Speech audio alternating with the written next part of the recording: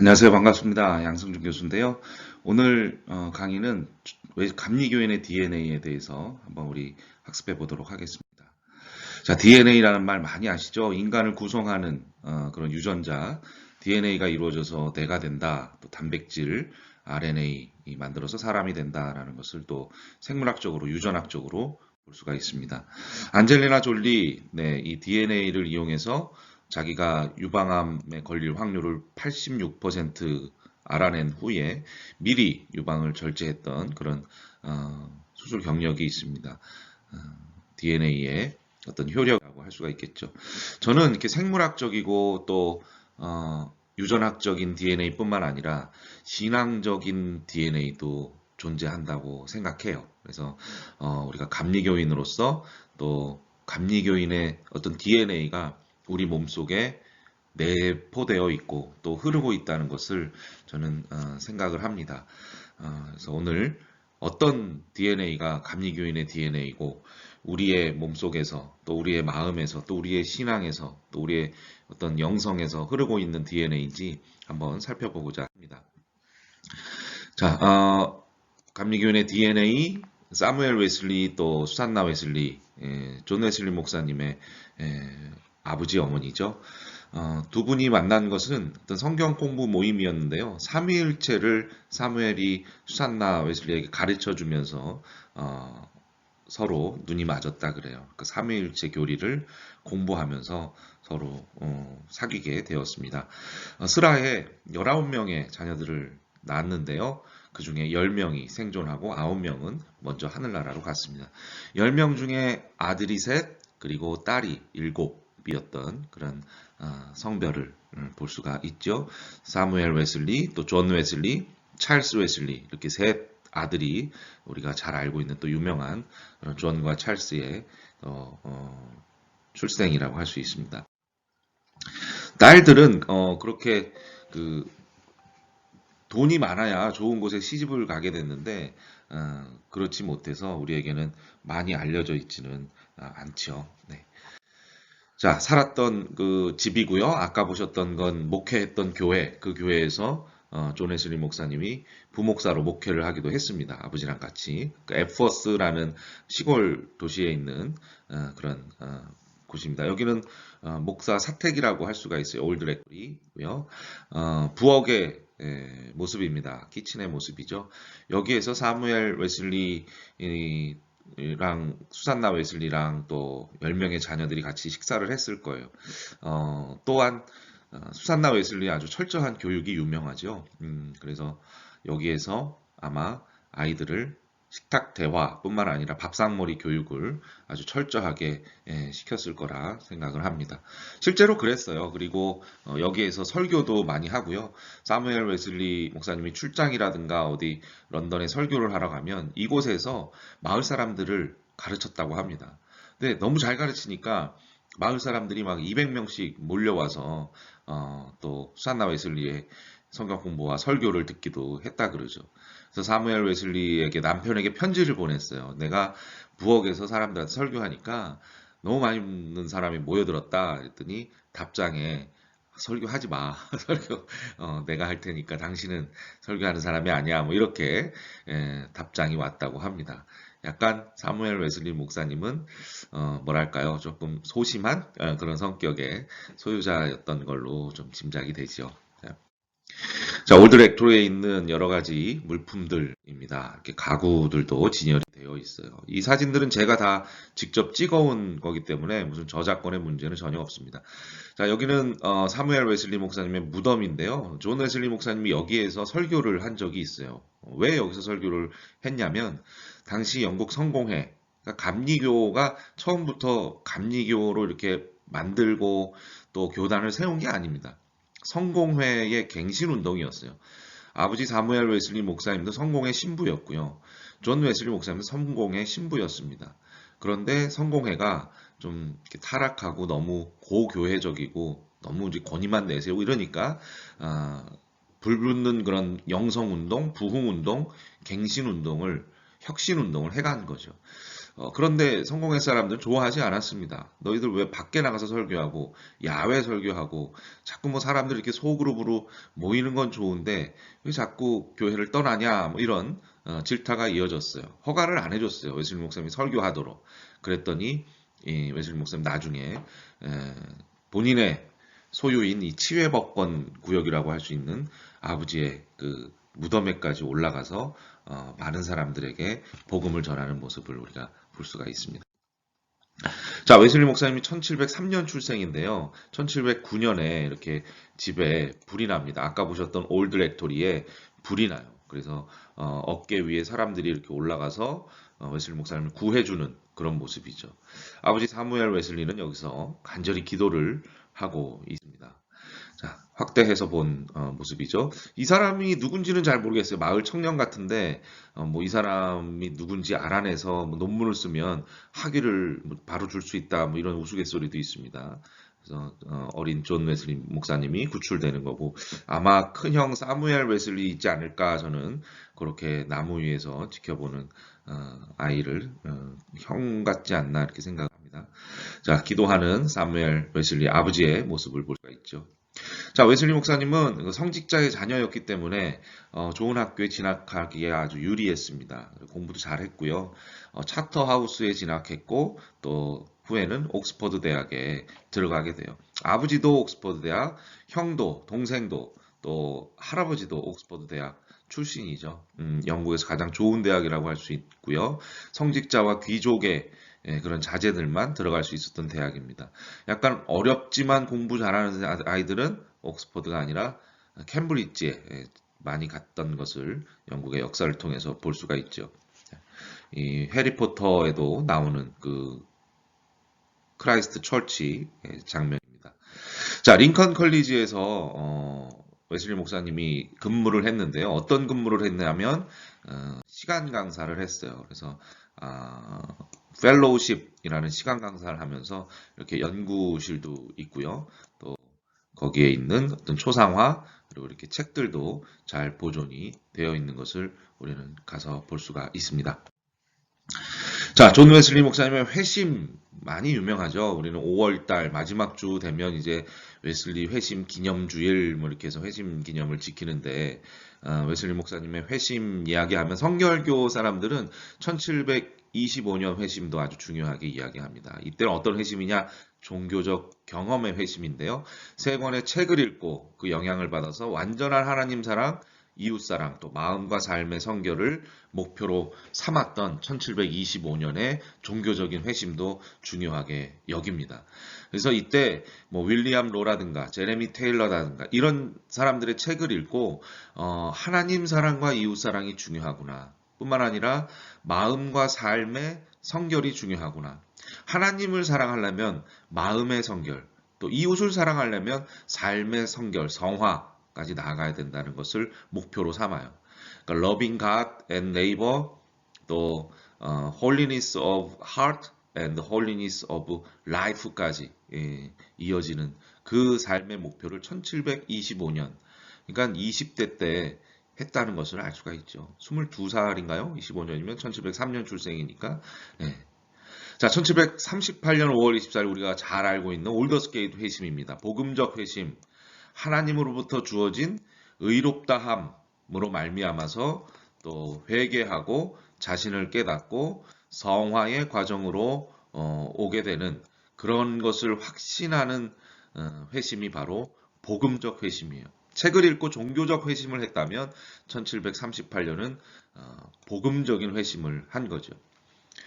이때가 수요일이었습니다. 1738년 5월 24일 수요일 저녁이었는데요. 올더스게이트 거리 지금은 많이 변했죠. 근데 그때 이렇게 회심 기념을 하게 돼요. 회심 기념비인데요. 1738년 5월 24일이고요. 웬스데이라고 적혀 있죠. 나는 별로 내키지 않았지만 수요일 저녁에 그곳에 갔다. 루터의 로마서 서문을 읽는 것을 들을 수 있었다. 그때 예수 그리스도가 나를 위해서 십자가에서 돌아가셨다는 것을 깨달았다. 그리고 내 마음이 매우 뜨거워졌다. My heart is wounded 라는 표현을 씁니다. 그래서 웨슬리 목사님 회심을 기념하는 모습을 우리는 이 기념비를 통해서도 볼 수가 있죠. 자, 뜨류 대학에서 또 그 밑에 조금 떨어진 곳에 여기다, 여기가 회심의 자리다라고 하면서 아마 여기일 것이다 라고 해서 이 뜨류 대학원에서 회심 기념비를 조금 아래에다가 이렇게 해놓은 것 같아요. 여기가 아닌가 봐, 막 이러면서 해놓은 것 같은데 뭐 이렇게 뭐 장소가 딱 여기다라는 게 이렇게 중요한지 저는 잘 모르겠습니다. 자, 웨슬리 목사님 동생이죠? 찰스 웨슬리 목사님. 네. 찬송가의 아주 대가였습니다. 그리고 찰스 웨슬리 목사님이 1738년 5월 21일에 이 존 브레이의 집에서 뭘 합니까? 에반젤리컬 컨버전, 복음적 회심을 했다라는 또 기념비가 여기 있습니다. 존 브레이의 집이에요. 웨슬리 목사님이 1738년 5월 24일이니까 찰스 웨슬리 목사님이 3일 더 빨랐지요. 그래서 분명히 동생에게 형 나 회심했어. 나 뜨거워졌어. 뭐 이런 이야기를 들었을 거예요. 당시에는 이렇게 회심한 것, 자기가 어떤 영적인 체험을 한 것들을 얘기하는 게 되게 유행처럼 번졌었습니다. 그래서 존 웨슬리 목사님도 심리적으로 나도 빨리 회심했으면 좋겠다. 나도 빨리 그런 경험이나 체험이 있었으면 좋겠다라고 생각했을 거예요. 그래서 웨슬리 목사님의 회심을 심리학적으로 좀 다루는 사람들은 이렇게 동생의 회심, 또 당시에 유행했던 어떤 영적 체험의 뭐 간증 같은 것들, 그런 것들로 인해서 회심을 하게 되었다라고 평가하는 사람들도 있습니다. 자, 여기가 이제 웨슬리 목사님 다녔던 옥스퍼드 대학인데요. 옥스퍼드 대학에서 중요한 일을 하나 하지요. 그것이 바로 홀리 클럽을 결성하는 일이었습니다. 자, 찰스 웨슬리 목사님이 먼저 이 홀리 클럽의 멤버가 되고요. 그리고 존 웨슬리 목사님이 시간 강사하면서 이제 같이 동생하고 동생 친구들, 뭐 다른 친구들하고 같이 어울리면서 이 홀리 클럽을 결성을 하고 이끌어가게 되는데 이 홀리 클럽이라는 이름은 조롱하듯이 붙여진 별명이에요. 그래서 홀리 클럽. 또 사람들이 야, 쟤네는 맨날 규칙적으로 그 시간에 저기 모여서 말씀 보고 기도하고 공부하고 지들끼리 토론하고 뭐 어디 선교하러 나가고 돌 보러 나가고 누구 도와주고 막 그런다. 되게 규칙이 철저해 쟤네는. 그게 이제 메소디스트라는 별명으로 붙여지게 되는 겁니다. 또 바이블 비갓, 영국에서 비갓이라는 표현을 쓰면 아주 사람들이 싫어한다고 하는데 고집쟁이에요. 성경 고집쟁이들. 한번 정해놓으면 물러서지 않는 그런 고집쟁이들. 또 바이블 머스, 존벌레. 성경을 얼마나 철저하게 파헤치면 전부 갉아먹고 소화시킨다라는 그런 의미의 존벌레라는 별명을 붙여줬습니까? 또 세크라멘테리안 성만찬주의자들이라는 또 공덕주의자들이라는 또 별명도 선한 일을 감당 많이 하니까 붙여졌습니다. 실제로 존 웨슬리 목사님은 영국 성공회에서 이렇게 성찬하는 걸 많이 참여했고요. 성찬을 자주 참여해서 하나님의 은총의 자리에 나아가서 기다려라라고 표현도 했고 또 항구적으로 또 지속적으로 성찬을 많이 공급받으라고 이야기를 했습니다. 이 홀리클럽은 주일 저녁에 모이다가 일주일에 2번 모이다가 이제 나중에는 매일 오후 6시부터 9시까지 모임을 갖게 됩니다. 모여서 뭐 했습니까? 공부했습니다. 공부. 어떤 공부요? 헬라어 고전을 읽었고요. 교부 사상책을 읽었고 성경을 또 원어로 읽었어요. 특별히 지난 날들을 반성했습니다. 21가지의 규칙을 통해서 내가 비양심적으로 위선적으로 살진 않았는가? 내가 의복과 친구, 일, 습관 등의 노예가 되어 살진 않았는가? 오늘 나의 삶 속에서 하나님의 말씀이 살아서 역사했는가? 진정으로 하나님을 믿고 사는가? 이런 규칙과 또 자기 점검, 성찰, 삶을 진단하고 서로 돌봐주는 그런 공동체의 소모임을 홀리클럽에서 해 나간 겁니다. 그래서 아주 파워풀한 경험을 젊어서 시작했다는 것을 우리가 알 수가 있겠죠.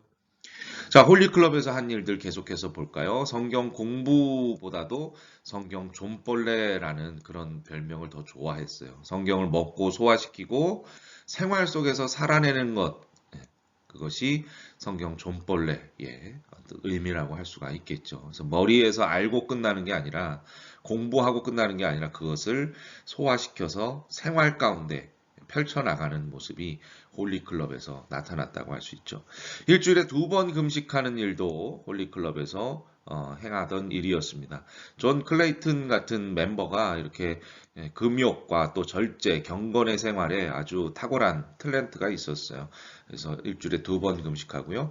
교도소에 방문해서 죄수들의 이야기도 듣고 뭐 성경도 나눠줬을 것이고 또 돌봄의 역할, 섬김의 역할들도 했을 겁니다. 이 부분은 윌리엄 모르간이라는 멤버가 특별히 이 구제하고 돌보고 긍휼히 여기는 그런 섬김의 마음, 컴패션의 독특한 또 탤런트가 있었습니다. 그래서 윌리엄 몰간이 이끈 그런 교도소 방문이라고 할 수가 있겠죠. 가난한 자들을 위한 헌금, 구제, 돌봄 같은 것들도 홀리클럽에서 아주 철저하게 지켜지던 일이었습니다. 이것이 감리교인의, 이것이 우리 속에 뿌리 박혀 있는 세월이 흘러서 형성된 또 우리의 내면에 또 외면에 드러나는 그런 DNA라고 할 수가 있습니다. 그래서 저는 감리교인의 DNA를 얘기할 때 존 웨슬리, 찰스 웨슬리만 얘기하는 거는 좀 어폐가 있다고 봐요. 존 클레이튼, 이런 또 윌리엄 모르간, 또 뒤에 나오는 어떤 저지 위필드, 뭐 이런 사람들도 같이 이야기해서 아주 다양한 DNA들이 융복합적으로 합쳐져서 우리의 또 내적으로 외적으로 또 품어지고 드러나는 것이 아닌가 생각이 됩니다. 자, 조지 위필드 목사님 바로 나오네요. 자, 1735년에 홀리클럽에 합류하고요. 여관집 주인의 아들이었습니다. 당시에 옥스퍼드는 이런 분들은 입학이 되지 않았어요. 근데 조건이 있었죠. 너 똑똑하긴 하니까 대신에 구두 닦아주고 누구 귀족들이나 교수님들 그리고 뭐 지금 말하면 좀 근로장학생 뭐 이렇게 옥스퍼드에 들어왔다고 할 수 있습니다. 뭐 쉬는 날이나 방학 때 여관집에 가서 또 집안일을 또 돌보기도 하고요. 그 여관에서 일하면서 한 3개월에 120편의 설교를 집필하기도 했다는 뭐 그런 이야기도 있습니다. 영적인 체험 매우 중요하게 생각했고 5개 집회 야외 설교의 아주 대가였습니다. 그리고 웨일즈의 부흥 운동을 이끌었고요. 미국 선교 미국에 13번 갔어요. 그래서 미국에서 소천했다는 것을 우리가 짐작해 볼 수가 있겠죠. 그리고 미국의 대각성 운동, 1차 대각성 운동을 대부흥 운동을 이끌죠. 조나단 에드워즈와 조지 휘필드가 제일 유명하고요. 그 이후에 2차 대각성 운동, 뭐 찰스 피니, 빌리 선데이, 뭐 드와이트 무디 이런 대각성 운동, 부흥 운동가들이 등장하는데 아주 발판의 역할, 초석의 역할을 하게 되는 게 조지 휘필드 목사님입니다. 존 웨슬리 목사님과 한 4살 차이 나는데요. 친했어요. 근데 예정론 논쟁이 있었습니다. 4살 차이 나는 건 찰스 웨슬리고요. 정정하겠습니다. 이 예정론 논쟁에서 존 웨슬리 목사님과 결별하는 그런 이유가 되죠. 존 웨슬리 목사님 편지 같은 걸 보면 예정론은 잘못됐다. 너 위필드 빨리 수정하지 않으면 너 내가 뭐 상종하지 않겠다 이렇게 아주 강하게 예정론에 대해서 좀 공격을 합니다. 근데 칼빈의 어떤 주의를 좀 이렇게 조지 휘필드 목사님 되게 잘 믿고 따랐던 것 같아요. 그래서 이중 예정론을 신봉하게 되는 것을 볼 수가 있죠. 설교 천재였습니다. 메소포타미아 뭐 이렇게 한마디만 해도 많은 사람들이 은혜를 받았다는 그런 일화가 있습니다. 배우가 꿈이었어요. 그렇기 때문에 이렇게 설교하고 남들 앞에서 이렇게 부흥사처럼 하는 게 이 조지 위필드 목사님의 아주 특별한 은사였던 것 같습니다. 훌륭한 감리교회 리더라고 저는 생각해요. 그래서 감리교를 얘기할 때 존 찰스 목사님뿐만 아니라 금욕, 금식, 절제 이런 것에 철저했던 존 클레이튼이라든가 또 교도소 선교, 컴패션의 탤런트가 있었던 윌리엄 모르간 그리고 부흥사의 어떤 기질, 부흥사의 은사, 철저한 설교 그리고 아주 능력 있는 그런 메시지를 전했던 조지 위필드 목사님까지 이야기해야 이 감리교회 DNA가 제대로 완성된다고 생각을 해요. 자, 야외 설교 존 웨슬리 목사님이 하고 싶어서 한 게 아니라 조지 휘필드 목사님 미국에 선교하러 가면서 부탁을 합니다. 형, 야외 설교 나 그때 예정되어 있는데 거기에서 가서 좀 해주세요라고 했더니 존 웨슬리 목사님 고민해요. 그리고 제비를 뽑는 습관이 좀 있었습니다. 그래서 해야 되나 말아야 되나 제비를 뽑았는데 해야 된다를 뽑아서 야외 설교를 하게 되죠. 조금 소심한 성격, 깐깐한 성격도 좀 있어서요. 존 웨슬리 목사님이 내가 가서 하면 위필드보다 인기가 없으면 어떡할까? 더 강력한 메시지를 주지 못하면 어떡할까? 라고 아마 마음을 졸이고 좀 이렇게 계산을 했던 것 같지요. 그러나 야외 설교를 하게 되고 거기에서 아주 더 큰 은혜를 받게 됩니다. 그래서 어떤 분은 체험적 회심이라고 해서 1725년 종교적 회심, 1738년 복음적 회심, 1739년 야외 설교 시작하면서 어떤 체험적인 회심을 하게 된다. 그래서 웨슬리의 회심은 세 번에 걸쳐서 일어났다라고 주장하는 사람도 있습니다. 자, 또 제비뽑기 이야기가 나와서 한 말씀 더 해드리면요. 조지아에 선교를 갔던 적이 있었는데요. 조지아 선교에서 존 웨슬리 목사님이 사랑하는 여자를 만나게 됩니다. 소피아 홉키라는 여자를 만나게 되는데 그 여인에게 고백을 못해요. 내가 여기서 사랑하는 사람과 함께 있게 되면 내가 그 결심하고 왔던 어떤 인디안의 회심까지 나아갈 수 있겠는가 이런 고민들을 또 하죠. 그래서 또 제비를 뽑습니다. 결과는 사귀지 말 것. 그래서 존 웨슬리 목사님은 소피아 호키를 좋아하는데도 그냥 마음으로만 좋아하게 되는데 근데 뭐 가만히 놔둡니까? 다른 남자가 속된 말로 소피아 호키를 채갑니다. 거기에 상처를 받고 그 둘이 목회하던 교회 성찬을 받으러 왔는데 성찬을 안 줘요. 그래서 고발을 당하게 되죠. 그래서 결국은 2년 만에 다시 영국으로 돌아오게 되는 뭐 학자들은 선교에 실패했다, 2년 만에 돌아왔다, 뭐 이래서 뭐 비판적인 시각을 갖고 있는데 저는 그렇지 않습니다. 상당히 아주 큰 경험을 했다고 봐요. 요즘 뭐 학문적으로도 실패하기 되게 유행인데, 뭐 성공과 실패를 누가 결정합니까? 특히 목회나 사역, 하나님의 일을 하는 데 있어서 뭐 성공과 실패는 하나님의 판단이고 기준이지 인간이 뭐 결정하는 것은 아니라고 봐요. 이게 자양분이 돼서 더 큰 그런 목회와 또 사역을 펼쳐가게 되는 웨슬리 목사님 모습을 볼 수가 있죠. 그래서 2년 정도 조지아 선교를 하고 와서 또 복음적 회심을 하게 되는 그러니까 1736년, 7년 그리고 8년에 이렇게 돌아와서 바로 2달 후에 복음적 회심을 하게 되는 게 올더스 게이트이라고 할 수가 있습니다. 자, 제비뽑기 얘기하다가 뭐 소피아 호키 얘기도 하게 됐네요. 자, 웨슬리안 신학적 그런 DNA의 특징을 한번 살펴보도록 하겠습니다. 신학적인 DNA, 어떤 신학적인 원천이 있는가? 야외 설교, 그리고 신앙의 증거들을 우리가 볼 수가 있습니다. 평신도 지도자들 아주 대단하게 생각하고 그들이 있었기 때문에 우리 감리교가 영국에서만 그친 게 아니라 그냥 소종파 운동으로 끝난 게 아니라 미국과 또 아시아, 아프리카까지 퍼져나간 것을 우리가 볼 수가 있죠. 이때 평신도 지도자들은요, 어디든지 가서 복음을 전할 수 있었어요. 성공의 신부들은 허가를 받고 가야만 했었는데 어디든지 가서 복음을 전할 수 있었다라는 거죠. 그래서 휘필드가 평신도 지도자들이 야외 설교도 했지만 존 웨슬리의 평신도 지도자들이 더 사람들이 요구하는 곳으로 갔습니다. 그래서 저쪽 구석에 사람들이 요구하면 거기 가서 교회를 짓고 또 설교하고 신앙생활을 이끌어 갔어요.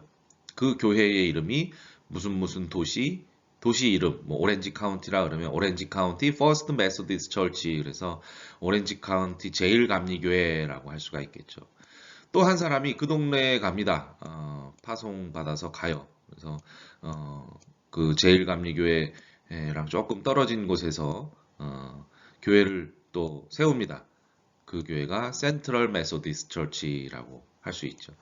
그래서 감리교회의 DNA 가운데 제일감리교회, 중앙감리교회 이게 상당히 많은 거예요. 그 도시의 이름을 앞에다 넣고 제일감리교회, 중앙감리교회 이게 감리교회 전통이라고 또 할 수 있습니다. 소그룹과 영적 질서, 교율을 도모했습니다. 모라비안도 소그룹이 있었어요. 영국 성공회도 소그룹이 있었습니다. 근데 존 웨슬리 목사님의 소그룹은요, 특수한 영적 교율, 또 규칙이 풍부했다는 걸 알 수 있죠. 그래서 속회라든가 반회라든가 신도회, 선발 신도회, 참회반 이런 것들을 웨슬리 목사님은 사람들의 어떤 필요에 맞게, 요구에 맞게, 상황에 맞게, 환경과 조건에 맞게 만들어줬어요. 그래서 가려운 데를 잘 긁어줬습니다. 12명이 모이는 속회, 속장이 아주 영적인 경찰관으로서 그 멤버들을 잘 좀 돌보았다는 것을 볼 수가 있죠. 반회, 밴드라고 하죠. 지금의 뭐 남선교회, 여선교회, 청장년에 자기 또래나 더 이야기가 잘 통하는 사람들로 구성한 것이 반회라고 할 수 있습니다. 신도회, 가장 넓은 그런 영역의 모임이라고 할 수가 있고요. 거기에서 또 선발한 아주 탄탄한 뭐 지금의 중보기도 모임 같은 그런 선발 신도회들이 있었습니다. 또 신앙생활을 하다가 퇴보할 수도 있고 후퇴할 수도 있습니다. 잘못할 수도 있습니다. 그들은 참회반에서 또 회개하고 참회 뉘우침을 한 후에 다시금 소그룹에 알맞는 소그룹에 투입된 그런 모습들을 볼 수가 있죠. 감리교의 부흥은 바로 이 소그룹에서 탄생됐다라고도 할 수가 있습니다. 그래서 감리교의 태동을 얘기하는 그 케네스 컬린스 박사의 책을 보면요. 감리교의 태동 세 가지는 옥스퍼드, 그리고 조지아 선교, 그리고 페터레인 신도회, 뭐 신도회가 이름이 많이 붙여졌었거든요. 페터레인 신도회, 바운더리 신도회 뭐 이런 것들이 많은데 이런 소그룹에서 또 감리교의 태동이 이끌어졌다라고 이야기를 합니다. 평신도 지도자들을 형성했고요. 평신도를 아주 잘 키우고 평신도에게 권한을 많이 위임했습니다.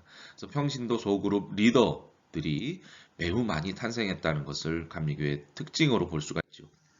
찬송가, singing people, 노래하는 무리들이라고 별명이 붙여질 정도로 감리교는 찬송가에 아주 유명한 그런 사람들이 많았고 또 달란트를 가지고 있었습니다. 6,500곡의 찬송가를 찰스 웨슬리가 만들었다고도 하고요. 웨슬리도 찬송가 편집에 몸담고 출간을 했습니다. 신앙을 지식으로만 터득하는 것이 아니라 찬송으로 경험했다는 걸 볼 수 있죠. 실제로 웨슬리 목사님이 야외 설교 이렇게 막 하실 때 40분 이상 준비 찬양을 찰스 웨슬리 목사님이 했어요. 어떤 찬양을 했을까요? 우리가 부르는 찬송가에도 담겨 있습니다. 23장 만입이 내게 있으면 그 입 다 가지고 이 찬양도 했고요. 15장 하나님의 크신 사랑 하늘로서 내리사 전부여 의지 없어서 손들고 옵니다. 그리고 또 나 맡은 본부는 구주를 높이고 이렇게 아주 주옥 같은 찬송들을 만드셨죠. 말 타고 다니면서 설교하러 전도하러 가면서 말 위에서 계속 메모하고 이런 찬송 시들을 작사하신 겁니다. 메모의 시간이 길면 3시간에 한 번씩 메모했고요. 한 15분에 한 번씩은 늘 메모를 했다는 그런 일화가 있죠. 얼마나 찬송 시들을 많이 지었다는 걸 알 수가 있습니다. 그래서 지금의 뭐 말을 타고 다녔으니까 주막거리 같은 데 들어가면 Give me a pen, give me a pen, 펜을 주세요. 내 펜에 잉크가 다 달았으니까 나 다시 메모를 할 거예요 라고 하면서 했던 그런 일화들도 있습니다. 그냥 부르지 않았습니다. 찬송 부르는데도 규칙이 있었어요. 지침이 있었습니다. 1761년에 찬송 부르기에 대한 지침을 발간하는데 이런 이야기들을 합니다. 다른 곡들 배우기 전에 이 곡을 배워라. 인쇄된 대로 정확히 배워라. 불러라. 또 열정적으로 용기 있게 반쯤 죽은 것처럼 반쯤 잠든 것처럼 노래하지 말고 힘차게 소리를 높여라. 겸손하게 불러라. 조화를 깨지 않도록 하늘에 들리라고 혹은 회중에게서 튀려고 두드러지려고 고함치지 말고 하나의 소리가 되도록 남들과 하모니를 이루도록 조화시켜라 라는 것이 감리교인들의 찬송 부르는 지침이라고 할 수가 있습니다. 나아가서 속도에 맞춰 노래하고 너무 늘어지지 않게 노래하고 또 빠르게 모든 곡조를 불러라라는 그런 지침들도 있죠. 빠르게 무엇보다 영적으로 찬양하라. 이 부분이 매우 와닿습니다. 무엇보다 영적으로 찬양하라. 당신이 하는 찬양하는 한마디 한마디 속에 하나님을 주시해라라는 것. 당신 자신이나 다른 피조물보다 하나님을 더 기쁘시게 하는 데 목적을 둬라라는 거죠. 그러기 위해서 당신이 찬양하는 내용의 의미에 주목하고 마음이 노랫소리와 함께 날아가 버리지 않고 끊임없이 그 마음이 하나님께 드려지도록 리프팅업, 리프트를 타고 하나님께 마음을 끌어올리도록 해라라고 찬송 부르기 지침에 나와 있어요. 자, 또 감리교인의 DNA는 행동하는 사랑이었습니다. 빈곤한 이들을 위해서 섬김과 봉사의 역할을 많이 감당했죠. 당시 영국 사회는 담을 높이 쌓았어요. 그래서 빈익빈 부익부 격리하는 그런 삶의 태도였죠. 어려운 사람들, 설당이 없이 광부나 광산이나 도시 밖으로 밀려나는 사람들이 많았습니다. 또 산업혁명이 이루어지던 시기였기 때문에 기계가 또 인간을 대신하는 그런 시기였기 때문에 많은 사람들이 일자리를 잃고 이런 힘든 일을 또 자처해서 할 수밖에 없는 또 빈곤, 알코올 중독, 병자, 나약한 이들이 많아지는 그런 시대였습니다. 웨슬리 추종자들은 변두리인들이었어요. 소외된 이들을 위해서 복음을 전파했어요. 당시 영국 국교회는 부자, 귀족, 뭐 이렇게 멋진 옷을 입은 사람들만 교회 들어오게 했지만 가난한 사람들 다 내게로 오라, 어려운 사람들 다 내게로 오라, 우리 감리교로 와라라고 웨슬리 목사님 설교했지요. 그 당시에 있던 어떤 이야기 중에 하나가 감리교인을 5분만 만나봐라. 그럼 너도 감리교인이 될 것이다 라는 이야기가 돌았다고 해요. 어떤 논문에는 당시 이제 공산주의가 북유럽을 거쳐서 또 영국으로도 이렇게 침투하려고 그랬는데 공산주의의 핵심 뭡니까? 노동자의 혁명이거든요. 부르주아들 때문에 힘들지 프롤레타리아들 노동자들아 너희들도 혁명을 일으켜서 어떤 생산수단을 부르주아만 갖고 있는 게 아니라 생산수단을 우리가 갖고 국가가 갖거나 혹은 우리 프롤레타리아들이 갖고 모두가 평등하게 살 수 있어 이런 마르크스의 이론을 퍼뜨렸어요. 근데 영국에 가서 퍼뜨렸는데 사람들이 프롤레타리아 이 노동자 계급들이 아니야 우리 행복해. 왜? 우리는 감리교인이야 라고 하면서 나중에 감리교인들이 또 다 중산층으로 이렇게 성장하는 모습들을 볼 수가 있죠. 그래서 공산당 혁명을 막았다라는 그런 논문도 있습니다. 감리교의 아주 크나큰 역할을 또 이야기하고 있죠. 일리가 있는 논문인 것 같아요. 자, 불쌍한 이들의 그런 도움을 주기 위해서 신용조합도 형성했고요. 고아를 위한 학교를 세우기도 했습니다. 글을 읽고 가르치고 하는 것들 위해서 학교도 세웠고 과부 고아 신체 장애들을 위해서 집을 짓고 도와줬습니다. 지금의 헤비타트 같은 역할을 또 했다는 걸 알 수가 있고 돈을 모으고 의복을 모았습니다. 존 웨슬리 목사님 1785년 1790년대에 어떤 85살의 일기에 보면요. 이런 내용이 나와요. 나는 오늘 눈 오는 날에 눈이 무릎까지 차는데 모금함을 들고 모금을 하러 나갔다. 가난한 사람들에게 석탄을 사주었지만 이들이 석탄만 갖고 따뜻하게 이 겨울을 보낼 수 있을 것 같지는 않다. 의복도 좀 따뜻한 옷을 사주기 위해서 모금함 들고 나갔다. 그래서 모금하고 와서 감기 걸려서 내가 잘 아는 나의 주치 그 의사한테 가서 치료를 받을 것이다. 라는 게 85살의 일기에 나와 있습니다. 1월 5일 일기인가요? 그래요. 가난한 사람들을 위해서 의복을 모으고 그 85세 된 노인이 모금을 하러 다녔다는 그 모습을 보면서 얼마나 우리 감리교가 불쌍한 사람들을 위해서 소외된 이들을 위해서 노력했다는 것을 DNA로 볼 수가 있겠죠. 헐벗은 이들을 위해서 정부가 해야 할 일들을 주장했고요. 노예제도를 반대했습니다.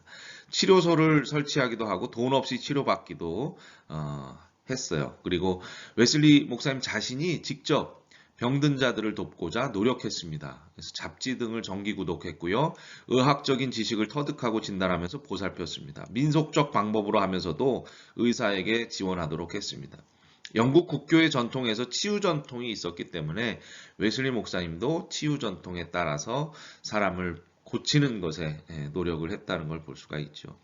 그래서 웨슬리 목사님의 구원론을 케네스 컬린스 같은 학자는 therapeutic salvation, 그 치유적 구원이라고 얘기합니다. 뭐 육체적인 치유뿐만 아니라 영적인 치유에도 이 감리교의 존 웨슬리 목사님의 운동은 많이 노력을 했다는 거예요. 의학적인 지식을 담은 책을 내기도 했습니다. 그래서 원시적 민간요법, 뭐 동의보감 같은 책, 한 150개 정도의 민간요법이 담긴 책인데요. 베스트셀러가 되기도 했고요. 평신도 지도자들이 이제 감리교 설교자들로서 미국에 복음을 전하러 가잖아요. 그래서 이 민간요법 책들을 또 가지고 다니면서 처방하기도 했습니다. 인공호흡뿐만 아니라 전기 충격으로 또 이렇게 마비된 사람들 구해내기도 하고 직접 이 전기 충격기를 만들기도 했어요. 웨슬리 목사님이. 당시 많은 의사들이 웨슬리 목사님과 같은 처방을 하기도 했습니다. 적게 먹는 소식을 행했다. 그래서 88살까지 사셨다는 것을 당시로 생각하면 매우 아주 장수한 거라고 할 수 있죠. 소식, 청결운동 이런 건강유지 방법을 웨슬리 목사님은 실제로 행했고 또 전했습니다. 기도로 치유 가능하다고 생각하고 믿음을 가졌다. 하나님의 기적적인 역사를 사모하고 행했다는 걸 우리 감리교 운동 또 웨슬리 안의 어떤 DNA 가운데 볼 수가 있습니다. 특별히 구원의 길, 존 웨슬리 목사님의 어떤 오르도 살베이션, 하늘 가는 길이라고도 김동환 목사님은 표현하는데요. 그 구원의 길을 한번 살펴보고자 합니다. 자, 하나님은 모든 사람들을 사랑하신다라는 게 아주 독특한 웨슬리 목사님의 구원론의 어떤 전제라고 할 수 있습니다. 그것이 바로 선행 은총이죠. 우리를 먼저 사랑하시는 하나님, 우리에게 늘 은혜를 베풀어 주시는 하나님, 그 은혜에 대해서 우리가 깨닫고 혹은 양심으로 찔리고 해서 회개하는 것이 바로 칭의를 받는 어떤 과정이라고 할 수가 있습니다. 그래서 회개가 라틴어로 하면 파이니덴티아라고 해서 죄의 고백이죠. 그래서 우리는 죄를 고백하는 것을 뭐 회개라고만 알고 있는데 더 나아가서 메타노이아는 나의 목표, 나의 어떤 관역, 타겟을 뜻한다고 할 수 있어요. 그래서 내가 설정한 목표, 내가 가야 하는 길, 내가 정한 어떤 타겟에서 벗어나는 것을 죄라고 여기고 더 어떤 거시적인 관점에서 궁극적인 관점에서 나의 목표를 향해 가는 그런 모습들을 메타노이아라고 헬라어는 이야기합니다. 그래서 회개가 단순한 죄의 고백뿐만 아니라 내 목표를 향해서 나아가는, 그래서 그 목표를 잘 향해 가고 있나, 내가 관역에 화살을 제대로 쏘고 있나, 이것들을 늘 점검하는 것이 이 중요한 어떤 회개의 모습이라고 할 수 있겠죠. 그런 모습들을 통해서 의롭다함을 받고요. justification, 칭의를 받습니다. 구원을 얻는 거예요. 근데 칼빈주의는 장로교는 여기서 머물죠. 구원받았다. 그럼 우리는 이제 천국에 간다. 라는 것에서 머무는데 존 웨슬리 목사님의 구원론은 새로 태어납니다. 다시 태어납니다. 니고데모가 예수님께로 와서 다시 태어나는 게 뭡니까? 라는 것을 묻죠. 거듭난다는 것을 얘기합니다. New birth, 신생이라고 하죠. 네가 물로 세례받고 성령으로 또 거듭나야 거듭나는 것이다 라는 그런 말씀을 해주시잖아요. 감리교의 구원론도 마찬가지입니다. 이 신생, 거듭남까지 나아가야 돼요. 그래서 거듭난 사람이 이 거룩한 삶을 살아갈 수 있는 거예요. sanctification, 성화, 거룩하게 되는 것입니다. 그게 마음으로만 머물러 있는 게 아니라 몸으로 드러나는 거예요. 생활로 실천되는 겁니다. 나아가서 크리스찬 퍼펙션, 그리스도인의 완전에까지 이르는 거예요.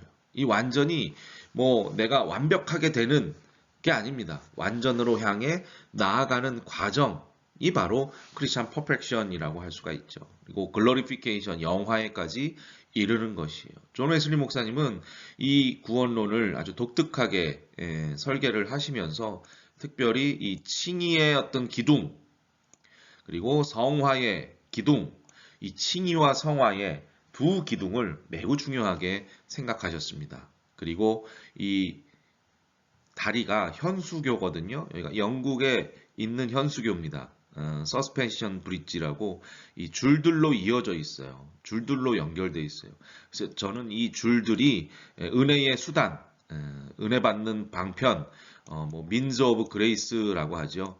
그 은혜의 어떤 매개체들, 원인들, 수단들, 방법들이라고 할 수 있습니다. 그래서 웨슬리 목사님이 은혜의 수단, 민즈 오브 그레이스를 몇 가지로 얘기합니다. 성경 연구, 성경 공부, 성경 묵상, 그리고 성찬, 또 기도, 그리고 금식, 뭐 선행 이런 것들을 은혜의 방편이라고 생각해요. 그런 줄들을 잘 붙잡고 은혜의 자리에 가서 나아가서 기다려서 하나님의 은총을 통해서 이 구원의 길을 잘 갈 수 있다는 거죠. 하나님이 은총도 주시지만 우리도 그 자리를 향해 나아가야 된다. 가서 은총의 자리에 기다려라 라고 하는 것을 저는 이 자전거를 타고 가는 사람에 비유합니다. 계속 페달을 돌려야만 또 꽉 잡아야만 잘 갈 수 있죠. 끝까지. 그래서 하나님도 일하시지만 나도 일한다. 하나님이 은총을 주시지만 무조건적으로 선물도 주시지만 우리 인간도 하나님의 선물을 받기 위해서 은혜의 자리에 나가서 기다려라. 이 줄들을 잘 붙잡아라. 은혜의 줄을 붙잡아라. 라는 것. 그래서 신인 협력론, 하나님과 인간의 어떤 협력을 통한 구원, 그것을 이야기하는 게 바로 우리 감리교의 구원론, 존 웨슬리 목사님의 구원론이라고 할 수 있어요. 자, 그래서 설교를 보면요. 웨슬리 목사님의 설교를 보면 종의 영에서 아들의 영, 또 어린아이, 청년, 장년의 영까지 나아가는 것을 볼 수 있습니다. 이것이 성장할 뿐만 아니라 또 퇴보하기도 해요. 그래서 늘 은혜를 지키기 위해서 또 믿음을 지키기 위해서 중요한 그런 행동들을 매우 핵심적으로 생각하는 게 존 웨슬리 목사님이죠. 25만 킬로 다니면서 복음을 전했고요. 또 4만 5천 번의 설교를 했다고 합니다. 대단한 거죠. 웨슬리 채플, 런던에 있는 웨슬리 채플인데요. 여기에 이렇게 레일이 있습니다. 성찬을 받으러 무릎 꿇고 손을 내미는 그 모습이 이 레일에 형상을 통해서 우리는 짐작해 볼 수 있습니다. 설교단이 좀 높지요. 브리스톨에 있는 뉴룸에 가면요, 이 설교를 하다가 도망갈 수 있게, 피할 수 있게 돼 있어요. 왜냐하면 설교를 하면 사람들이 은혜 받고 당시에 뭐 술집이라든가 뭐 이런 예술하는 뭐 그런 연극하는 극장 같은데 안 갔습니다. 은혜 받고. 그랬기 때문에 술집 사장이나 그 극장 사장들이 와서 돌을 던지는 그런 경우도 있었다고 해요. 그래서 피신할 수 있는 길도 예배당에 만들어 놓기도 했습니다. 자, 웨슬리 목사님의 방이에요. 여기는 서재라고 할 수 있고요. 여기는 기도하는 방이라고 할 수 있습니다. 그래서 저는 우리 감리교의 사역자들 혹은 목회자들은 사무실이라는 오피스라는 표현을 쓰면 안 돼요. 그렇게 생각합니다. 반드시 오피스가 아니라 스터디룸이에요. 사역자들이 너무 행정에 치우쳐 있는데 사역자의 방은 스터디룸이 되어야 됩니다. 말씀을 연구하는 방이 되어야 되죠. 그리고 또 반드시 하나의 방을 더 만드셔야 되는데 그 방은 바로 프레이어 룸입니다. 기도방이어야 됩니다. 기도. 그래서 공부방과 기도방이 반드시 만들어져야 된다는 것. 이것이 감리교인의 DNA의 핵심이라고도 할 수 있습니다. 팻말이 붙어 있어요. 웨슬리 목사님의 이 방에 가면 어떤 팻말이 붙어 있냐면 파워룸이라는 팻말이 붙어 있습니다. 능력의 방이죠. 권능의 방이에요. 공부방과 기도방에 이런 공존을 통해서 우리는 능력의 방을 얻을 수 있고요. 하나님의 능력을 열심히 또 말씀과 신학적인 공부 또 인문학적인 공부들을 통해서 얻을 수 있고 또 철저한 또 기도 생활을 통해서 능력을 얻을 수 있다는 겁니다. 자, 존 웨슬리 목사님이 했던 말씀인데요. 나는 감리교도라고 불리는 사람들이 유럽이나 미국에서 사라지는 것에 염려하지 않습니다. 다만 그들이 죽어있는 교파로서 능력은 없고 형식만 요란하게 되는 것을 두려워합니다. 그렇게 되지 않기 위해서는 처음 시작할 때 붙들었던 교리, 그리고 정신, 그리고 규칙을 단단히 붙잡아야 할 것입니다. 라고 얘기합니다. 감리교의 DNA에서 중요하게 생각하는 것, 교리, 덕트린이라고 할 수 있겠죠. 이 교리를 단단히 붙잡고요. 또 정신, 어떤 스피릿이라고 할 수 있습니다. 이 감리교의 정신 단단히 붙잡아야 되고 또 규칙 그리고 훈련 이 디스플린이라고 할 수 있는데요. 이 디스플린이 많이 약해진 그런 교회들의 모습을 볼 수가 있어요. 왜냐하면 어, 사람들이 많이 바쁘고 그렇기 때문에 한 시간 예배만 드리고 뭐 신앙생활 다 끝났다 이렇게 생각하는 시대인데 이 훈련하는 거 매우 중요합니다. 그리고 예배가 저는 이 스피릿에 많이 드러나야 된다고 생각하거든요. 어떤 영적인 어떤 풍부하고 견고함이 드러나는 그런 예배 그리고 잘 가르치고 또 교리 같은 것들을 잘 전해야 된다고 봐요. 신천지 그 젊은 애들 시험 보는 거 봐요. 교리 훈련 받아서 거기에 세뇌당해서 훈련 받아 빠져나오지도 못하는 경우를 보잖아요. 제대로 된 철저한 정통 교리를 또 감리교의 교리들을 잘 가르치는 것 매우 중요하다고 할 수 있습니다. 이 세 가지를 단단히 붙잡아야만 능력 없는 죽어 있는 형식적인 교파로 머물러 있는 것이 아니라 정말 능력 있는 또 파워 있는 그런 감리교가 될 것이다라고 감리교를 걱정하면서 존 웨슬리 목사님이 남긴 말입니다. 가장 좋아하는 말 중에 하나인데요. The best of all is God is with us. 존 웨슬리 목사님이 했던 얘기고 또 뭐 유언이라고도 알려져 있습니다. 가장 좋은 것은 모든 것 중에 가장 최고는 하나님이 우리와 함께 하신다는 것이다 라는 것이죠. 여러분의 앞길에 또 우리 감리교인의 이런 믿음 생활에 가장 좋은 것 하나님이 우리와 함께 하신다라는 것을 늘 마음에 새기시고 가시는 길마다 또 하시는 일마다 하나님의 은총 가운데 모든 것들이 합력해서 선을 이루는 그런 여러분과 제가 되었으면 좋겠습니다. 자, 감리교인의 DNA 강의 준비한 강의 여기서 마치고요. 다음 시간에 또 뵙도록 하겠습니다. 감사합니다.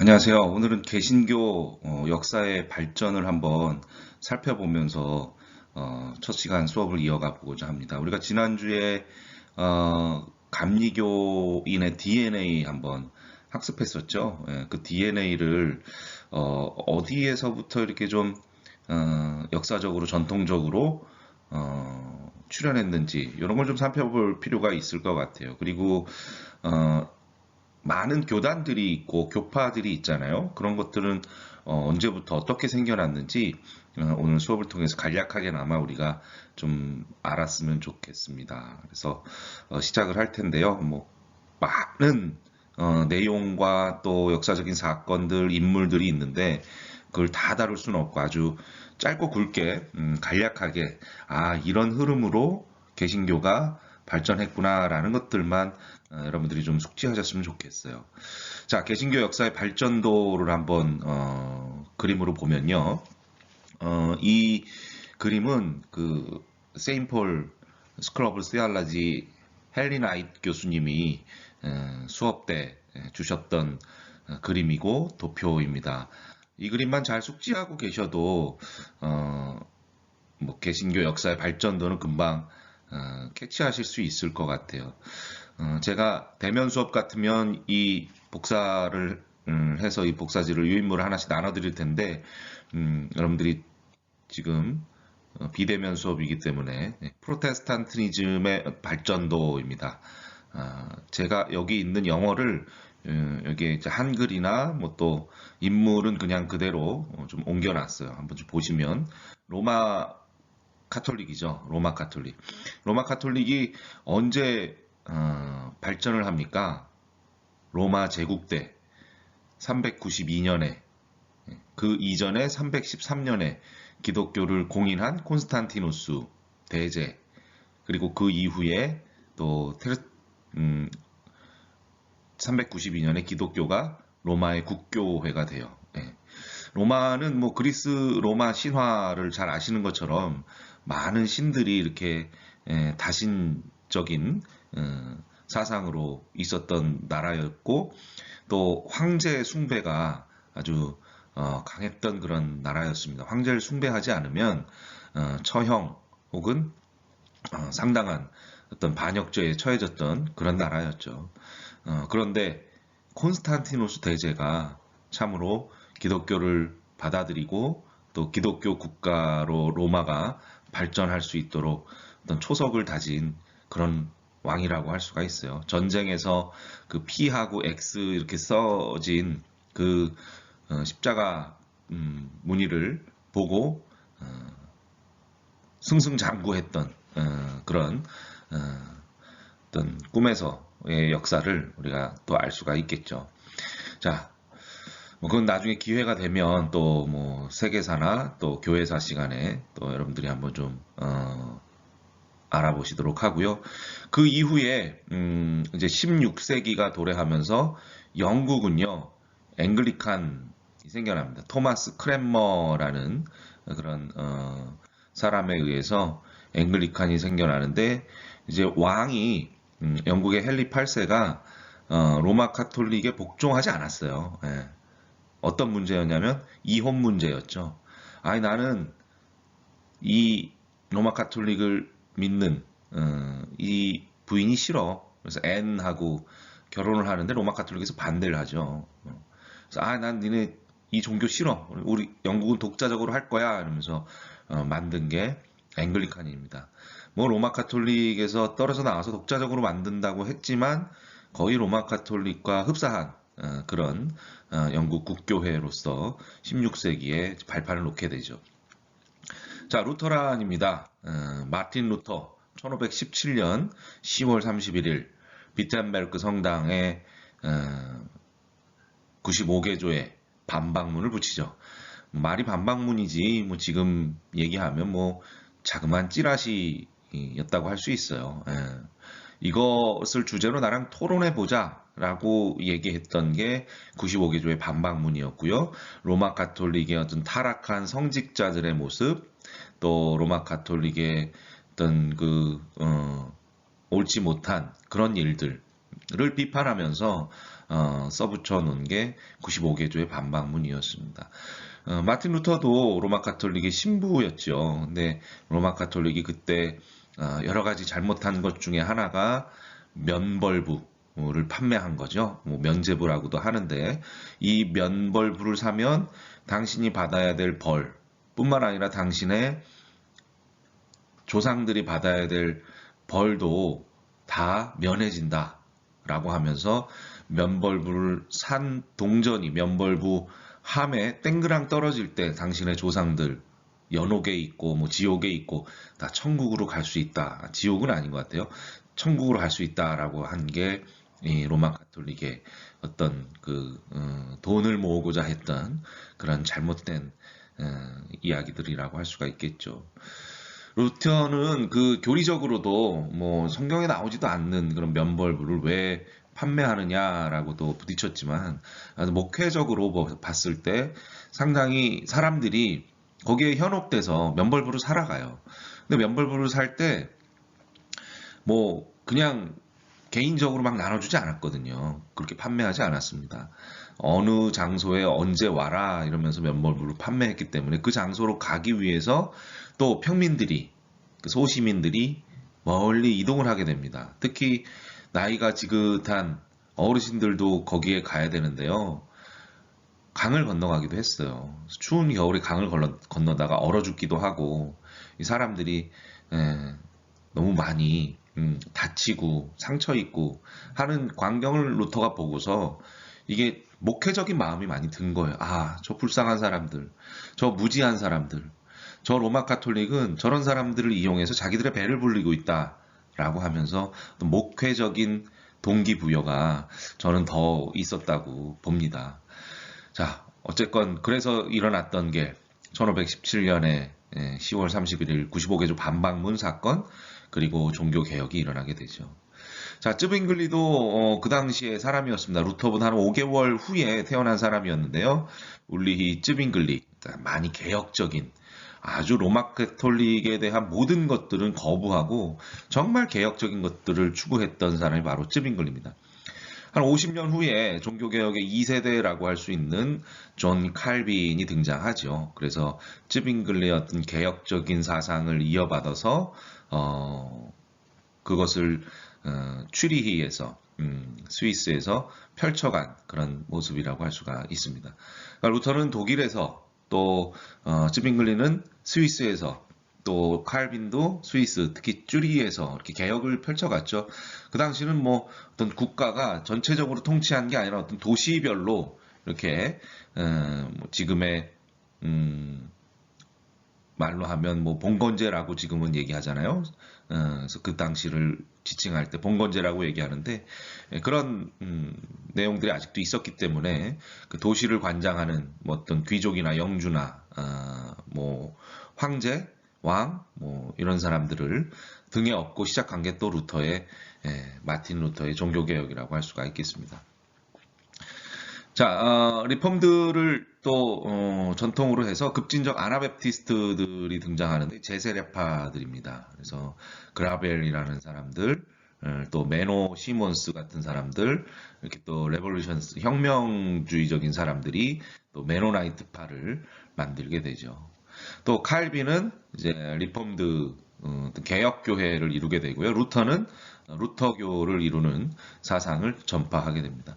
그리고 앵글리칸은 또 영국 국교회를 만들게 되는 그런 종교적인 개신교의 발전이 로마 카톨릭으로부터 떨어져 나와서 영국은 영국 국교회, 마틴 루터의 종교개혁에 의해서 루터는 루터교, 또 그 영향을 받아서 쯔빙글리 칼빈은 개혁교회, 그리고 더 급진적인 사람들은 또 혁명적인 사람들, 아나베프티스트들은 메노나이트파를 만들게 되죠. 그것이 16세기에 일어났던 개신교의 발전이라고 할 수 있습니다.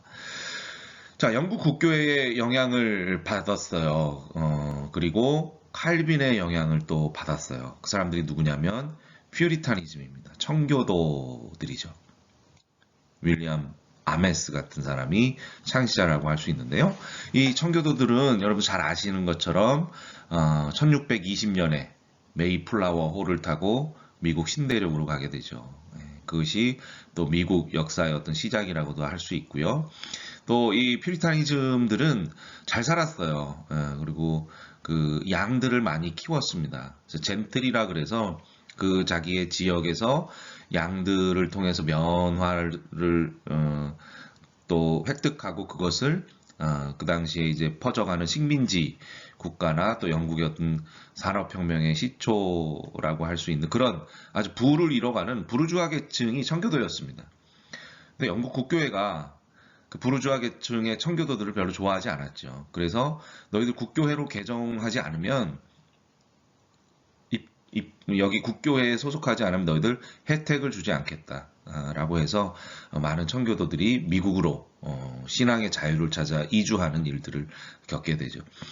그래서 사무엘 웨슬리, 또 수산나 웨슬리, 존과 찰스 웨슬리의 어머니 아버지도 원래 청교도였어요. 특히 수산나 웨슬리 어머니 쪽은 완전 청교도였는데 여러 가지 혜택이나 또 영국에서 아이들을 키워야 되기 때문에 영국 국교회로 등록을 하게 되는 그런 경우를 볼 수가 있겠죠. 자, 이런 청교도주의들은요 어떻게 변천했느냐? 미국으로 또 여러 군데로 가서 프레스바이테리언, 존 낙스 같은 어떤 장로교를 또 만들게 됩니다.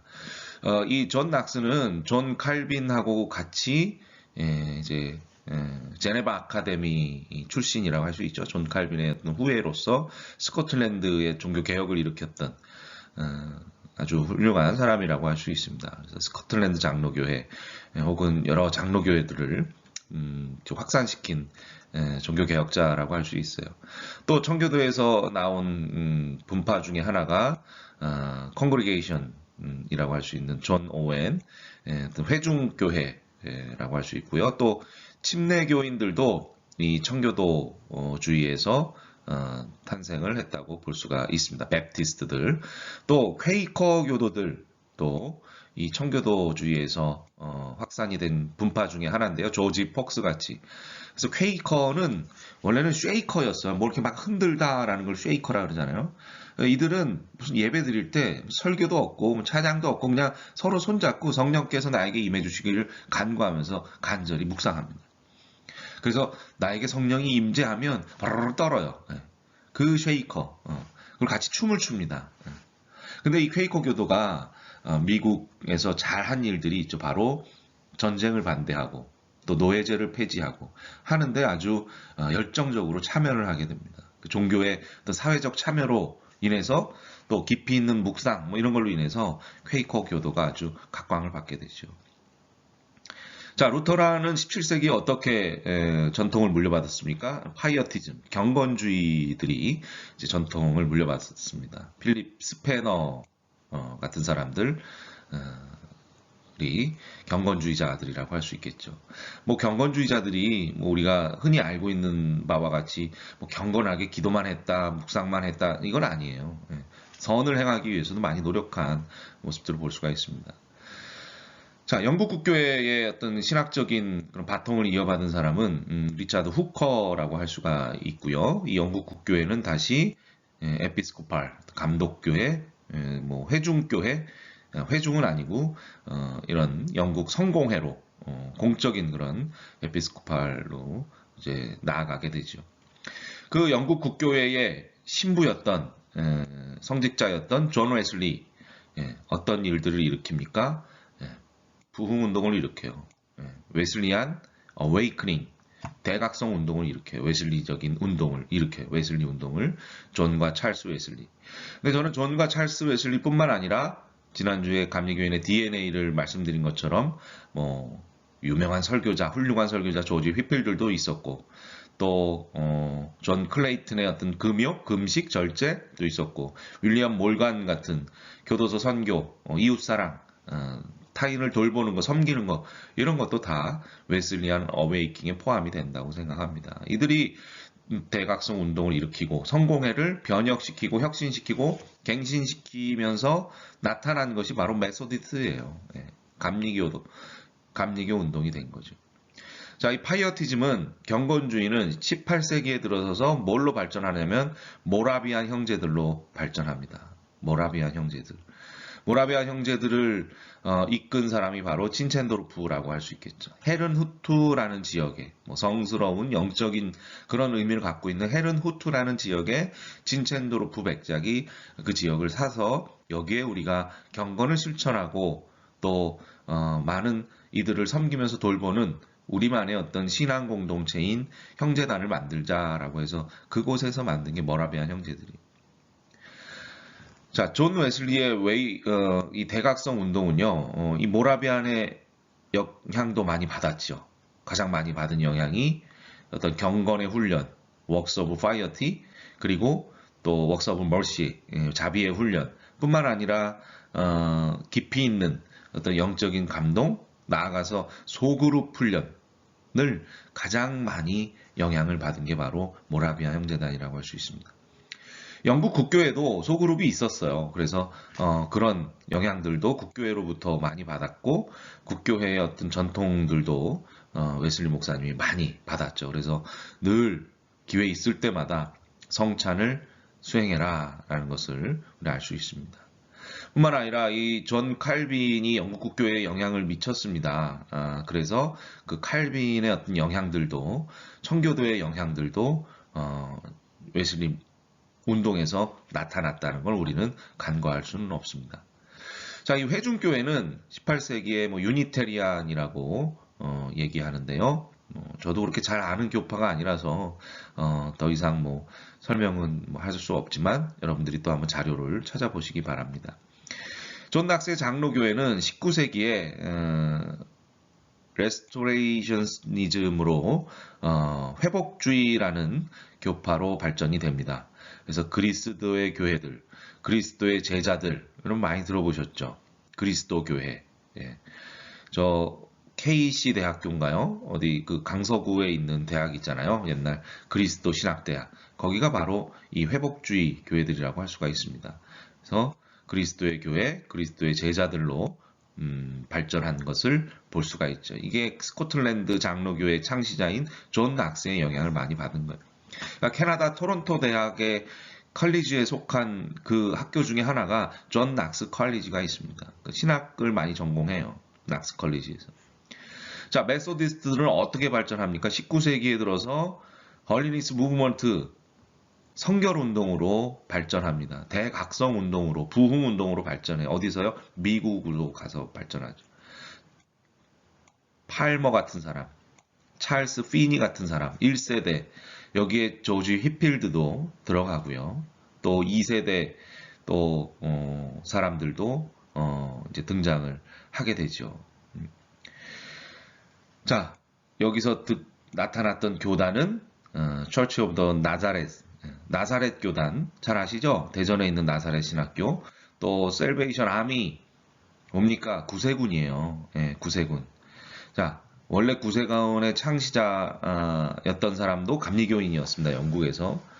그리고 CNMA라고 하는데요. 뭐 라이언스라고 하는데 뭐 이것도 하나의 교단입니다. 우리나라에도 총회가 뭐 있기는 하다 그러는데 우리나라에는 이렇게 잘 알려지지 않은 교단 중에 하나라고 할 수 있어요. 자, 부흥운동, 웨슬리 운동으로 인해서 미국의 대각성 운동, 팔머라든가 빈이라든가 뭐 조지 휘필드라든가 또 빌리 선데이라든가 나아가서 드와이트 무디라든가 이런 사람들이 부흥운동을 일으켜서 여러 교단들이 생겨나죠. 그 후에 또 탄생한 그런 교단들이 바로 펜타코스탈 무브먼트라고 할 수 있습니다. 오순절 운동이 일어나요. 아까 얘기했던 그런 2세대 부흥 운동가들로 인해서. 그래서 뭐 세이모어, 팔머, 패턴 같은 사람들로 인해서 어셈블리 오브 갓, 뭐 하나님의 성회, 또 뭐 그리스도 안에 하나님의 교회, 그리스도의 교회 이런 교회들이 나타납니다. 또 하나님의 교회, 지금의 순복음의 시초들이라고 할 수가 있겠죠. 네. 회중교회, 존 오의 회중교회는 유나이티드 처치 오브 크라이스트라고 그리스도의 어떤 연합교회로 등장을 하게 됩니다. 20세기에. 자, 이런 개신교 역사의 발전도를 보면서 와, 우리가 참 많은 교파들이 16세기 이후에 이렇게 탄생을 했구나라는 것들을 인지하실 수가 있을 것 같아요. 몇 가지 사진을 보여드리면서 좀 더 이런 개신교의 다양한 교파들이 탄생되도록 했던 분들의 어떤 얼굴들도 한번 확인해 보도록 하죠. 자, 개신교의 발전도 가운데 있는 분이 마틴 루터고요. 그 뒤에가 존 칼빈, 뭐 여러 종교 개혁자들이 나타나 있습니다.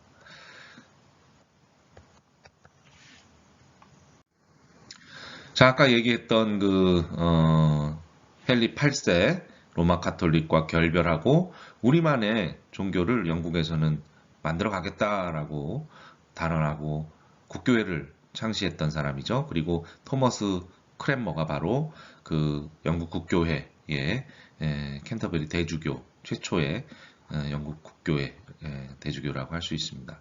영국의 종교개혁이고요. 잘 아시는 마틴 루터입니다. 항상 이 마틴 루터의 초상화를 그린 친구가 있었어요. 그래서 그 친구가 계속 그려주죠. 그리고 쯔빙글리 그로스민스터 교회 쯔빙글리 문이 있는데요. 아주 개혁적이었어요. 로마 카톨릭 것은 다 반대하죠. 루터랑 둘이서 연합했으면 훨씬 더 종교개혁이 순탄하게 혹은 더 열정적으로 더 확장될 수 있었을 텐데 둘이서 연합하는 것을 거부합니다. 특히 쯔빙글리가 좀 더 완강했지요. 그 이유가 뭐였냐면 성찬 때문에 그랬어요. 성찬. 루터는 성찬에서 또 예수 그리스도의 어떤 공제설, 뭐 임제설 이런 것을 얘기합니다. 로마 카톨릭의 어떤 화채설, 신부가 떡을 찢는 순간, 브레이킹하는 순간 예수 그리스도의 몸으로 변한다라는 그런 어떤 마법 같은 매직의 그런 화채설을 루터는 전적으로 거부하지는 않았던 것 같아요.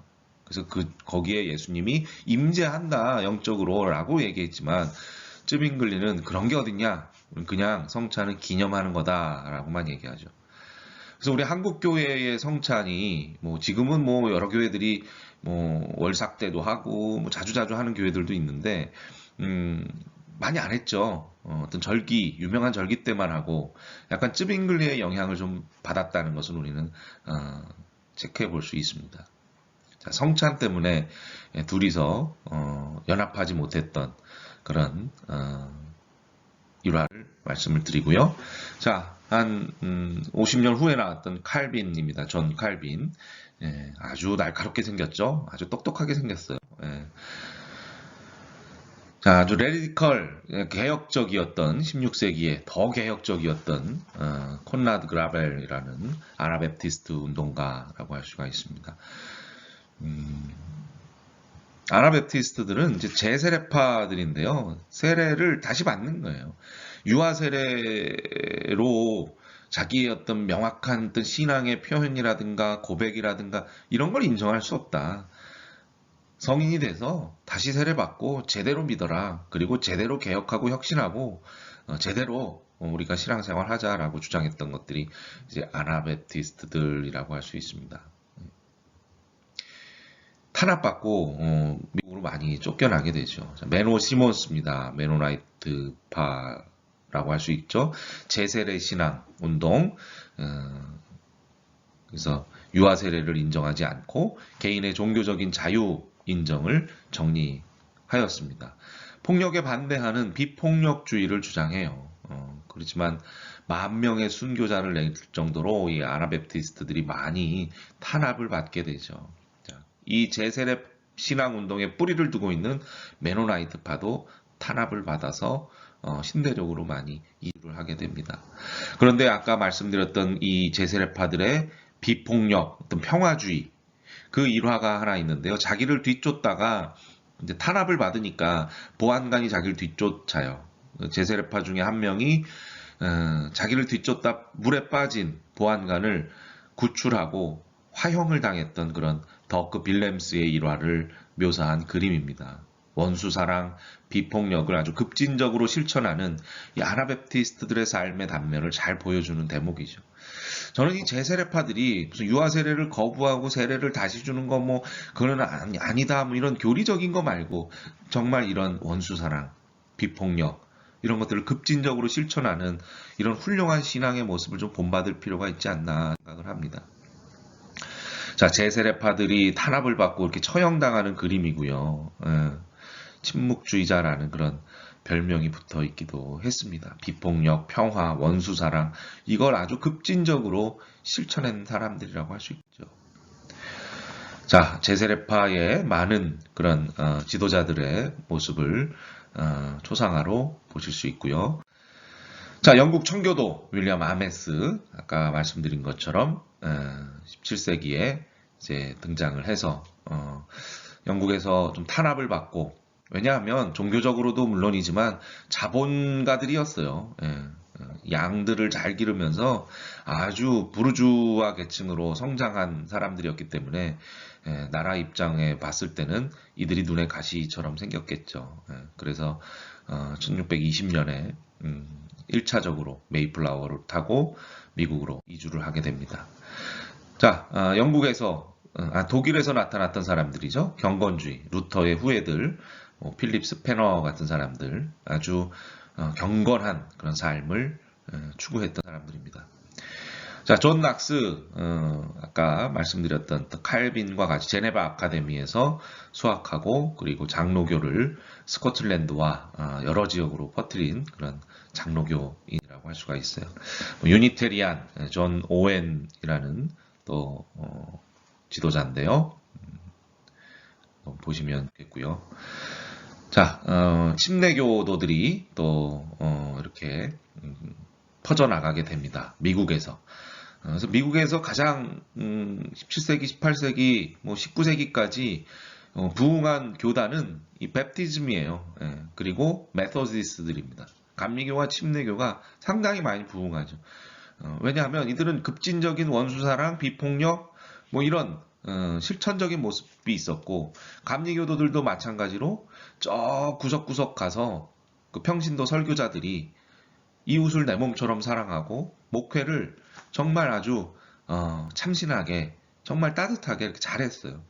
장로교나 뭐 고교회주의자들은 교회를 크게 짓고 너희들이 와라 이랬지만 침례교도들과 감리교도들은 그들에게 직접 구조선을 타고 가는 것처럼 섬기러, 돌보러, 또 함께 예배하러 갔습니다. 그래서 성장을 했던 모습을 볼 수가 있죠. 자, 퀘이커 교도들입니다. 아까 말씀드린 것처럼 이렇게 춤추는 모습 볼 수가 있고요.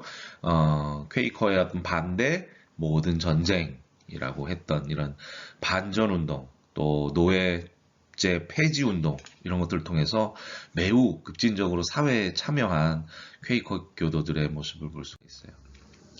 자, 리차드 후커, 이제 영국 성공의 신학자죠. 이 신학자의 또 영향을 받아서 성공회에 몸담은 분이 존과 찰스 웨슬리 목사님인데 이제 나중에 독자적으로 성공의 갱신운동, 개혁운동을 하다가 이제 감리교를 창시하게 되는 그런 모습을 볼 수 있습니다. 자, 파렐, 칼빈, 베잔, 악스, 제네바 아카데미, 스위스에 세웠던 어떤 교육에 있는 대학이라고 할 수가 있겠죠. 그래서 칼빈은 어떤 교육적인 실천으로 이 장로교단을 확장해 나갔다는 걸 볼 수가 있습니다. 교육을 정말 중요시 여겼죠. 그래서 기독교 강요 같은 이런 아주 방대한 신학적인 저서도 집필을 했고요. 또 이 후예들도 계속해서 어떤 신학적인 고민과 또 변증과 또 어떤 탄탄한 어떤 학문적인 역할들을 토대로 종교 개혁을 펼쳐나갔다는 걸 볼 수가 있습니다. 자, 우리의 신앙 선배죠. 웨슬리안 어웨이크닝, 존과 찰스 웨슬리의 모습을 볼 수 있고요.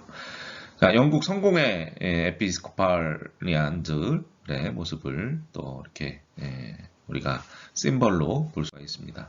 자, 미국 연합감리교회, 유나이티드 메소디스트 철치 연합감리교회의 어떤 심벌이고, 옆에 오른쪽은 우리 한국 감리교회입니다. 코리안 메소디스트 철치. 그래서 뭐 나는 UMC에서 안수를 받았어 하면 이제 연합감리교회 UMC, 나는 한국 KMC에서 안수 받았어 뭐 이러면 또 한국 감리교회에서 안수자가 될 수가 있겠죠. 메소디스트 철치. 자, 이 회중교회로 또 존 오웬의 유니테리안들은 발전하게 되고요. 자, 홀리니스 무브먼트, 존 웨슬리에 의해서 발생된 영국의 어떤 대각성 운동이 미국과 전 세계로 퍼져나가는 그런 모습을 우리가 볼 수 있는 그림입니다. 한번 볼까요? 살펴볼까요? 홀리니스 무브먼트가 어떻게 퍼져나갔는지. 자, 퀘이커 교도들에게도 이렇게 퍼져나가는 어떤 영향력을 미쳤다는 걸 볼 수 있고요. 또 칼비니스틱의 캐스릭 홀리니스로도 퍼져나갔다. 또 더 설베이션 아미 구세군으로도 또 여기서 퍼져나갔고요. 드와이트 무디에게도 이 퍼져나갔다는 걸 볼 수가 있습니다. 또 CNMA 아까 보셨죠? 크리스찬 뭐 미셔너리 얼라이언스, 뭐 스코필드에게도 퍼져나갔다는 걸 볼 수가 있습니다. 약간 칼빈주의적인 성향을 가진 이 웨슬리안의 후예들이 구세군으로 또 드와이트 무디로 또 CNMA 교단으로 또 스코필드 또 퀘이커 뭐 이런 쪽으로 함께 확산됐다는 걸 볼 수가 있죠. 예. 자, 그리고 하나님의 교회로 또 퍼져나갔던 뭐 앤더슨의 모습도 볼 수 있고요. 나자렛 교단으로도 이 웨슬리 운동을 통해서 파생이 되게 됩니다. 또 펜타코스탈 무브먼트 오순절 운동, 바로 존 웨슬리, 찰스 웨슬리, 조지 휘필드, 존 클레이턴, 윌리엄 몰간 이런 사람들의 어떤 감리교인의 DNA가 퍼져나가서 오순절 운동도 일어나고 거기에서 카리스마틱 무브먼트 어떤 영적 은사주의가 또 생겨나죠. 그래서 오순절 순복음 사람들은 방언해야 돼, 뭐 이런 은사를 되게 중요시 여기잖아요. 그것들도 다 시초가 바로 이 홀리니스 무브먼트, 존 찰스 웨슬리의 영국 대각성 운동에서 퍼져나간 것이라고 볼 수가 있습니다. 그래서 웨슬리안 처치, 뭐 아메리칸 메소디스트 무브먼트, 그러니까 미국에서 감리교 운동이 또 발생하는 또 원동력이 되고요. 서로 영향을 주고받았어요. 자, 그리고 자유 어떤 감리교회들도 드러나게 됩니다. 그리고 메소디스트 에피스코팔 처치, 어떤 감리교회가 탄생하게 되는, 어떤 감독교회가 탄생하게 되는 그런 영향력도 발휘하게 되는 게 바로 홀리니스 무브먼트, 존 웨슬리의 영국에서 일어났던 감리교 운동이라고 할 수 있어요. 자, 미국 감리교회들이 미국 감리교 운동의 영향을 받아서 또 오벌린 퍼펙셔니즘, 오벌린 어떤 완전주의가 일어나기도 하네요. 이것도 영국의 직접적인 영향도 받고 미국 감리교회 운동의 영향도 받습니다. 그래서 찰스 피니 같은 사람, 또 아사 멜한 같은 사람이 이런 오벌린 완전 운동 같은 것들을 일으켜서 대부흥 운동, 대각성 운동들을 일으켰다고 할 수 있죠. 이 오벌린의 영향을 받아서 또 뭐 루이스 서퍼리, 샤퍼 같은 사람들도 생겨나고요. 칼빈주의자들의 영향도 받았다는 걸 볼 수 있습니다. 이렇게 존과 찰스의 어떤 감리교인의 DNA가 전 세계적으로 확장돼가는 여러 운동들로, 여러 교파들로, 여러 교단들로 또 그 영향력을 미치는 어떤 사람을 통해서 또 확산된 그 모습들을 우리가 볼 수가 있습니다. 자, 이게 펜타코스탈 무브먼트 오순절 운동 사진을 제가 한번 좀 모아와 봤고요. 자, 그래서 파함이라는 사람입니다. 좋은 얘기를 했죠. 네. 자, 펜타코스탈 무브먼트의 어떤 개혁자, 어떤 리더였다고 할 수가 있습니다. 성령 세례 받는 거, 또 그 말씀의 조명을 받는 거, 뭐 이런 것들, 또 말씀에 우리 자신을 좀 활짝 여는 것, 그리고 영적인 장소를 만들어내는 것, 거기에서 하나님의 지시를 받고 하나님의 어떤 소통을 이루어가는 것, 그것이 정말 중요한 것이다라고 파함이 얘기를 했네요. 자, 아주사 운동이죠. 아주사 무슨 퍼시픽 대학도 있는데 거기에 이 운동에서 발생했던 어떤 영향을 받아서 탄생한 대학이라고 할 수 있습니다. 아주사에서 일어났던 펜타코스탈 리바이벌이라고 할 수 있어요. 펜타코스탈 오순절 부흥 운동이라고 할 수 있겠죠. 그래서 이 오순절주의자들은요, 하나님이 또 영적인 임재와 재림이 빨리 올 거라고 생각했어요. 그래서 선교사를 정말 많이 보냅니다. 그리고 선교사를 보낸 후에 한 일이 뭐냐면 빨리 방언을 받게 했어요.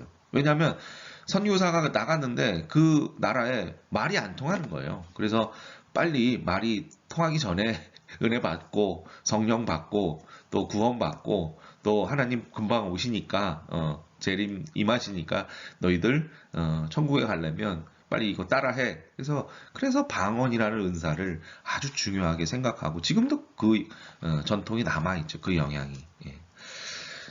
자, 하나님의 어떤 공동체, 하나님의 어셈블리들이라고 할 수 있습니다.